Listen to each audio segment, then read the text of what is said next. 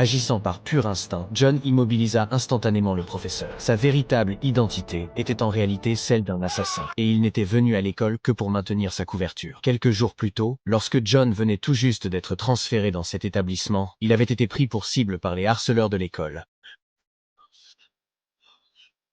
Après avoir reçu un coup de poing, l'expression de John resta parfaitement inchangée. La douleur n'était pour lui rien de plus qu'une simple chatouille. Le groupe lui vola ensuite son portefeuille. John ne s'en inquiéta pas, mais lorsqu'ils ont commencé à se moquer d'une photo de lui avec sa famille, il reprit immédiatement la photo, prêt à leur donner une leçon. C'est alors qu'un professeur apparut derrière lui. Les harceleurs se dispersèrent à contre-cœur, frustrés. Incapables d'intimider John, ils ont reporté leur colère sur sa voisine de classe, Kelly. Ils lui jetèrent toutes sortes de déchets dessus en proférant diverses insultes. Tout ce que Kelly pouvait faire, c'était nettoyer en silence. De toute évidence, elle avait l'habitude d'un tel traitement. Puis un jour, ils entraînèrent Kelly dans le laboratoire et lui ont volé toutes ses économies du mois. Lorsque Kelly tenta de récupérer son argent, ses vêtements furent déchirés au cours de la lutte. John avait vu toute la scène depuis l'entrée. Il savait qu'il était temps de donner une leçon à ces voyous.